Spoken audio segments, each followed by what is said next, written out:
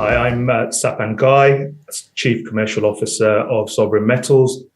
Sovereign is aiming to develop an environmentally and socially sustainable operation at its Kasiya project in Malawi to essentially become a major supplier of highly sought after critical raw materials to tackle global climate change. Sapan, good to see you again. I haven't seen you for a while, but you've got a new scoping study out. So are the numbers improved? Amazingly, yeah, we couldn't be happier with the numbers that came out. Matt, we basically, as you know, after our chat previously, we put out a new resource. That resource number had tripled what we had before. We can quite comfortably say Kasiya is now the largest rutile deposit ever discovered. But because it also includes a byproduct of graphite, it's one of the largest graphite deposits ever discovered. Both rutile, which is essentially titanium dioxide, and graphite are, essentially critical raw materials used in everything from your batteries in electric vehicles, fuel cells, solar, wind power. Everything requires these metals, and we're doing what we can to get into that space as a truly big player. Okay, so truly big looks like what's happened? Because last time out it was NPV8 of 861, IRR 36%. What's it look like today? So our NPV, our net present value of the project, and these numbers are based on only still mining 30% of the deposit's resource. We're talking over $1.5 billion of NPV. We're talking an IRR still very robust at 36%. We are, for an initial capital outlay of $370 million, we're producing EBITDA of $320 million per year over about 25 years. So real good payback. Okay, so let's talk about a couple of things where people sent questions in and trying to understand. You had a great response after our interview. I think I'm sure you're doing lots of other marketing as well. You went from 55 cents up to 84 cents. People kind of like what they heard, obviously, and obviously the markets have been a little bit rough since for everyone. But in terms of you doing what you do, you're talking about, okay, we've kind of got this big scale, we've kind of got our rutile, we've got our graphite, but you're starting stuff into what market? Are you going after China? Are you going after Europe? I mean, how do you move this forward in a commercial sense? Putting out scoping studies is great, but how do you actually make money? Yeah, so look, the simple answer to that question on the rutile front is everyone needs titanium, right? And titanium dioxide. We've talked about the end uses of paints, pigments, or all that kind of good stuff. A good anecdotal evidence of what we're trying to do here is, for example, when Ukraine got invaded, the likes of Rolls-Royce, Airbus, Boeing, they were getting their titanium out of Russia, and all of a sudden they obviously had to self-sanction those supply routes and those supply chains.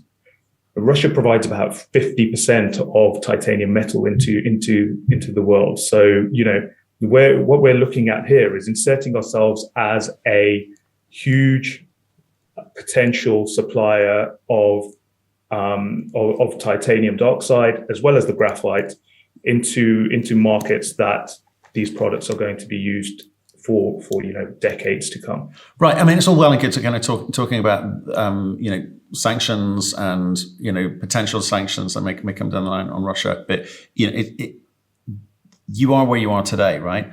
I'm interested in the commerciality of this. You're the commercial officer, right? So you've got to go through the usual phases. How long is that going to take? You've got circa $20 million available to you.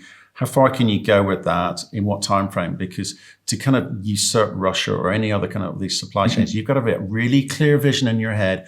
Where are you going? So the question stands: are you going off to China? Are you going off to Europe? I mean, what are you aiming at? So look, we've obviously had discussions with end users of these products, and we have been in those discussions for quite some time. There's no doubt when it comes to the rutile that yes, it is a global market, but there is much more value in supplying into the European, US, and ex-China markets. Why? So China obviously produces a fair whack of titanium dioxide. And look, there's two main ways of producing it. And without turning this into a chemistry lesson, the one big factor that our rutile has and our graphite has over our current alternative products is just the massively low CO2 footprint. You know, once our titanium dioxide ends up in a tin of paint versus synthetic rutile, for example, you're saving about 35% of the CO2 emissions. I mean, on average, I was calculating this in the cab the other day, but if you look at a 5 litre tin of paint that you get from, your DIY shop, that's about 7.5. So let's call it 7 kilos in weight. And for those 7 kilos, you're putting about, you're basically putting 2 extra CO2 kilos up a chimney stack right now versus what you could do with Kasiya. So what we're doing is we're basically saving about 35% to 50% of the CO2 emissions in a tin of paint. So if you want low carbon paint, for example, you'd use Kasiya's rutile. But tell me this, in a market like this, where people's disposable income, discretionary spend is being absolutely hammered, do you think that companies are going to want to produce more expensive materials, whether it be paint, whether it be toothpaste or whatever, to sell into a market which can't afford that stuff? I mean, what does this look like going forward for you? Why are companies banging on about CO2? Why is that important? Yeah, look, so firstly, obviously there's the whole multi-generational change, and we all want to do things sustainably, but we can actually put hard numbers around this, right? Because, for example, you're a pigment producer in Europe. Under EU regulations, you have to pay EU carbon permits. You have to buy those to put CO2 up your chimney stack, right? So up until recently, that was about 100 euros per ton. So if you're saving, a couple of tons of CO2 emission, that's a couple of €100 that you're saving per ton of product. So it's a real, top, not just top line thing, but it's a cost line factor as well that users of our products would want to look at. So what are you saying? You're saying that because yours has got better CO2 credentials, products using your materials will be cheaper than some of the more CO2 inefficient companies. I'm trying to work out again, why would people buy you versus the guy down the road with less CO2 credentials? Look, that basically comes down to this, right? How many times nowadays do we go into the shop and do we see a more sustainably produced or packaged good? How often do we see, everything from low CO2 beer? I had one of those a few days ago, right? And it may be 20p extra a can, but people are paying that, right? So to ensure that they're moving in a sustainable way. Now you're talking about today with the whole kind of cost of living crisis that we're living through right now. The thing is that our goods are continuing to go, our products will continue to go into everyday consumer products. They're not just industrial metals. They go into your toothpaste, your sun cream, all that kind of good stuff, food products as well, right? And those companies that are going to sustain themselves over the coming decades aren't going to be those who are cutting costs in order to harm the environment, right? And harming the environment to cut costs. Those who are going to sustain over the coming years are going to be the guys who are putting sustainability, who are putting environmental factors at the forefront of what they're doing. And yes, that may increase costs in the short term, but they're going to be the products that are in demand in the longer term.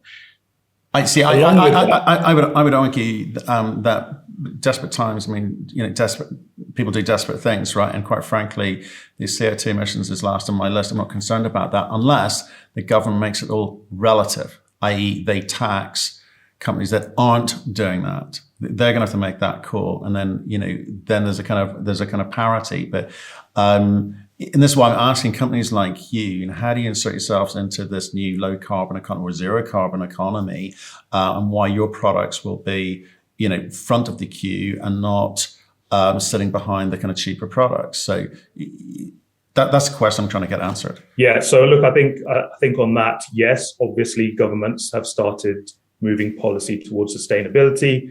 It means, of course, you get those carbon permits you have to pay for in the EU. You get taxed on your pollutive effects as a corporate, but also there are billions of dollars of grants and available to companies that are moving, I guess, the world in the right direction. Okay, now you're talking my language. Okay, so you've kind of got you talked about a kind of capex over the PFS, a capex of $370 million, clearly kind of mixture of equity, debt, etc. So talk to me about these. If you're saying Europe's the smart way to go, these European grants, who's that coming from? Where is that coming from? Again, companies come on here into a broad blanket, but I want to understand what you're doing about it. What conversations are you having? What's your expectation here? Because the cost of capital for you and for me as a shareholder is super important. Yeah. So look, I'll talk about it in two buckets. Firstly, the rutile side, so the titanium side. We've been in discussions with a lot of potential, like, future customers of ours. And all those customers are, testing our product, taking it, putting it through their own processes, seeing if it works, et cetera, et cetera. We feel like so far everything's been hunky dory on that front, right? In fact, we signed an MOU earlier this year with Haskell, who are a big player in the welding industry when it comes to use of titanium there. And they tested our product, came back, said it meets every spec we wanted. Let's go for that. And they signed an MOU for 25,000 tons of this stuff. You can probably quite comfortably guess that more of these MOUs will probably surface as we kind of get an okay from future players. On the graphite side, right? As I've said multiple times, graphite doesn't just end up in pencils, right? It makes about half the weight of a lithium-ion battery. And I'd like anyone who hasn't quite kind of got that to go search for Elon Musk on YouTube and his battery day back in 2016, where he said our batteries shouldn't be called lithium ion; they should be called nickel graphite batteries. And the lithium is almost the salt on the salad of a battery, he said. Right. So when you come down to the basics, that you can't have EVs without a certain amount of graphite in there, right? Now you imagine that the EV market, even in these times, the EV market is set to increase 12-fold over the next kind of 15, 16 years. Imagine how much graphite is needed. In fact, don't imagine. Go on our website, look at our presentation, because on there we've shown that by 2030, demand will be outstripping supply. The entire world's graphite can only produce up to 2.5 million tons per year, and we're looking at demand going up to by 2040 going up to around 10 to 12 million tons per year. So where is all that going to come from? That's a question to be considered for the ages, but we're inserting ourselves into that now. I'm talking millions of tons. Our scoping study only envisages about 150,000 tons of graphite coming out as a byproduct. So it's not like we are going to be the biggest player in the market. Yes, we have one of the largest graphite deposits in the world. Yes, we consider it's going to be the lowest cost graphite in the world. But we're not breaking the supply demand system here by producing what we're looking to produce. But are you important enough for these OEMs or battery manufacturers to take note of, or are you just supplying into the market more broadly, and via a trader or whatever? I mean, how important are you? Do you need to be speaking to OEMs? Do you need to be speaking to battery manufacturers? Or is you treating this as a byproduct? I mean, how important is it in terms of the scoping study economically for you? Yeah, look, so we're in terms of the economics of it, it's the graphite is about 35% of total revenues. So it's significant, right? but the capital outlay is probably about 10 to 15% of that. So it's not a huge capital outlay. So it makes total sense for us to be producing this graphite. And look, we're doing everything we can to understand and get into markets where this graphite would be relevant. Not all graphite is the same.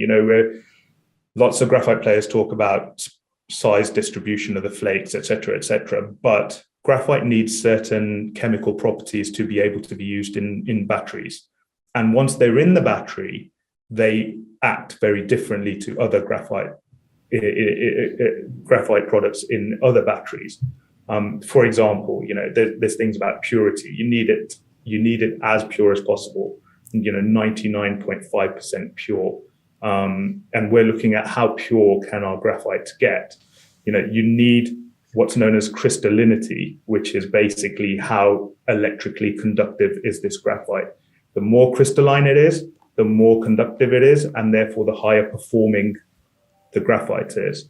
So ultimately, we know the graphite coming out of Kasiya is very high purity and has high crystallinity. So we know that it can be used in certain batteries. What we're figuring out is what are those batteries, right? Does it end up in an electric Ford Fiesta, or does it end up in an Aston Martin? And that those are the things that we're figuring out, and that's the work we're doing kind of behind the scenes and putting together test work programs to figure that out before we go to the absolute end OEMs and say, hey guys, this is how our battery performs. Because there's no point going to those guys and saying, hey, we've got graphite and we've got tons of it and we can produce it very, very cheaply, and it'll probably work in your batteries, but we don't know exactly how, because any of those blue chip players are not going to want to discuss anything until you know exactly what those parameters in terms of the work is. So you don't necessarily then understand the total size of the opportunity ahead of you,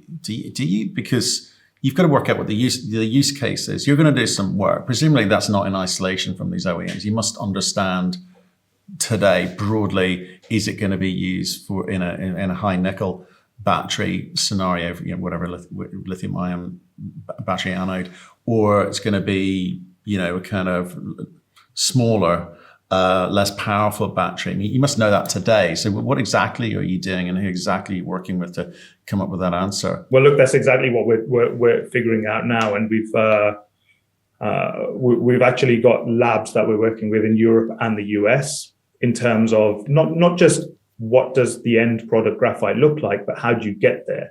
Because again, we want to be environmentally sustainable. There's no point I feel it a little disingenuous having an electric vehicle where the components of the battery have been made in very unsustainable ways, right? For example, the graphite, or the graphite in a lithium-ion battery, a lot of it is actually synthetic graphite, and synthetic graphite is mainly produced out of China.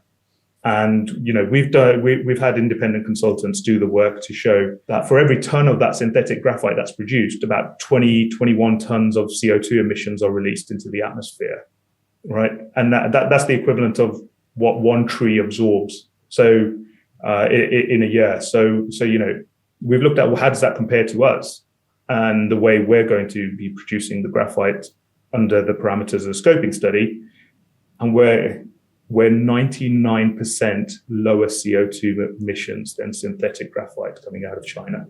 Why are you so keen to talk about this kind of lower carbon footprint? Is it because that's just a USP for you, or is there genuine I'm trying to, again, educate not just your shareholders, but investors looking in here and going, is there inordinate pressure from the European ecosystem, the Battery Alliance and those sorts of guys, from the governments to say, this is coming.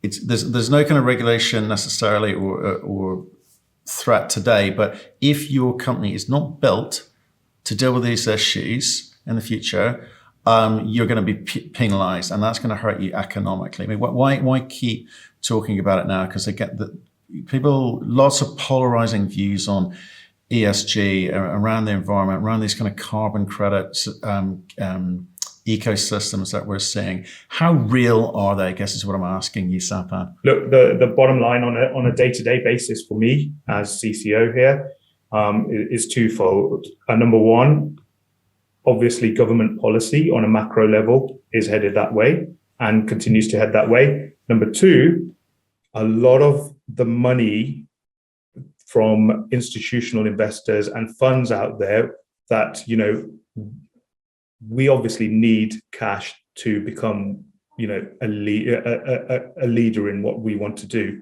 In order to tap those funds, that money is sat there to be put into sustainable, ESG friendly areas, where they can see hard figures, not just a lot of the, I hate the word, but the greenwashing that happens in a lot of industries these days, but in kind of real empirical evidence that there is a sustainable way of doing stuff in the mining space.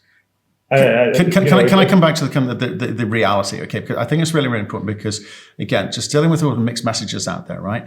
Who polices the police is kind of where I'm going with this one. Which, okay, governments are not there yet, but it's coming down the line. So come back to that. How real is it? You're making yourself future-proof, right? So that's part one of your answer. And then part two, which was these funds, these green funds have just had an ass whooping by the SEC for greenwashing themselves, right? Yeah. So, it doesn't help with the whole narrative, right? Mm-hmm. So, for you guys, going back at the industrial level, into the mining level, and I assume at some point you'll kind of want to move downstream and you become industrial materials or minerals or however you want to describe yourself. But this is real, is what I'm trying to get at. We're not just it's not a facade. So you're doing this because it's important, because it will have an economic effect down the line. Is that what you're saying? That's exactly what I'm saying. There's no doubt there'll be more electric vehicles on the streets, right? So whether that's government or consumer driven, I think we're all aligned that is coming, that is going to happen. In order for that to happen, the world needs graphite. We know that we are going to move to renewable energy at some point, right? There's only so many finite fossil fuels in the world. And, we're going to get to a point where wind and solar is important. Therefore, the Rutile plays a major part in the clean tech space. So, as you said, we are future proof in that sense. We're also, we like to hope that we're economic proof, because you'd think, an end car manufacturer looking at the components of its next electric vehicle will want to put in what they consider truly green products, which is why, again, the first thing we did was not say, oh, we've got graphite that ends up in lithium-ion batteries, therefore we are a green company. No, we went back and said, okay, if we were to produce this graphite, what would be the actual global warming potential of this versus what is used right now? And those are the numbers that I'm giving you and telling you that our graphite would be a 99% lower global warming potential than the alternatives that are coming out of China. Now, you put that in front of a car manufacturer and say, I could say pretty much all the CO2 emissions going into your car battery anode, which is what the graphite essentially is. That's a big sell. It is. Like I get it. The kind of low risk, a lot of water involved in your mining process. It's low risk, low carbon footprint operations selling into a kind of critical minerals environment. So yeah, I get it. Very, very, very, very green. But with regards to how you insert yourselves into those economies, that's the bit I'm interested in terms of the step change that I need to see from you guys, because you kind of got a good valuation for where you're at today. This obviously this scoping study is pretty big numbers involved there in terms of the NPV, fantastic, IRR, fantastic. But you've kind of got to come back to the market and say, right, okay, in terms of what we're producing and who we're selling into, we can give you, here's the certainty we can give you in terms of that route to market, that cash flow. And I'm sort of interested in how you do that and the time frame in which you do that, and what you kind of see as the kind of major, milestones along that journey, say for the next 12 months. Yeah. So look, that all comes back down to the discussions we're having with potential off-takers. All under NDA, so I'm not going to tell you who they are. Anyone with access to Google can probably Google who the big players in the in both the titanium and the graphite spaces are, which are ever increasing these days. But we are in discussions with pretty much all the major players on that front, and you will see over time how we've put in the scoping study how much we can produce. And you will see over time how each one of our MOUs will hopefully take a chunk of that production to a point where we can, essentially say all of our product is getting sold to this basket of customers.